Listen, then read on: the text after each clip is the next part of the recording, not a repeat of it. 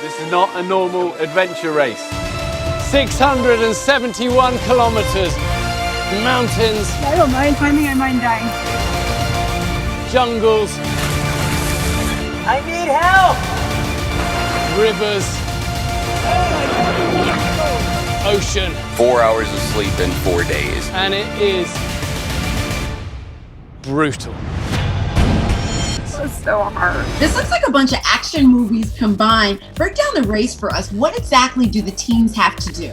Well, it is the world's toughest race for a reason. It is brutal and unforgiving. And, you know, I've been involved in a lot of big expedition type things, but never anything of this scale. You know, 672 kilometers non-stop for these teams.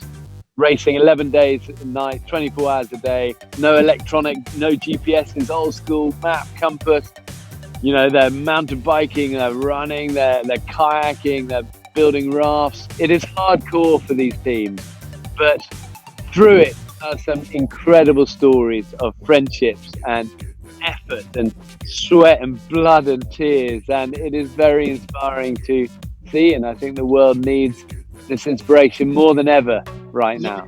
You said it, man. I mean, you know, I think about how people go into something like this. And for you, I would imagine, like, how did you come up with this course? To put something on of this scale was not something that happened overnight. You know, it's the hardest race ever run in history. You know, it's earned its title of the world's toughest race the hard way.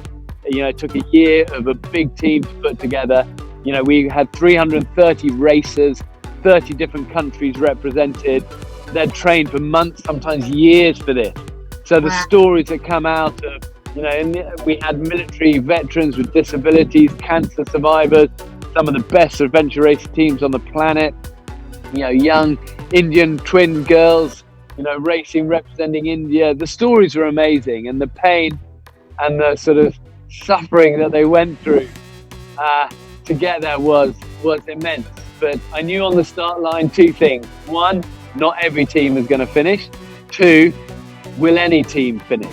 How long has he been like this? His conscious level is impaired. I would think that most people watching it, right, would think most people who sign up for this are people who are like you, who kind of do this kind of thing for a living. How many people will we see taking on something like this, training for it, right? But really taking on something like this for the first time? We actually had a lot of rookie teams on this, which made it amazing because, you know, you really see, you relate to it. You know, these are everyday people who, they've taken a lot of time to train and focus and gain the adventure skills and the physical fitness. But what you don't know is what's going to happen when the pressure really goes on, when they're sleep deprived, fatigued, hungry, they've got blisters like hell.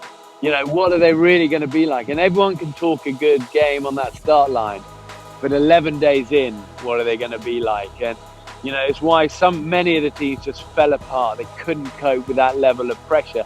But many quiet heroes emerged, and the stories of selfless friendships and kindness were inspirational. And it's a reminder of all of us as we live life and the world's going through a tough time, that you know, we all have this resilience inside.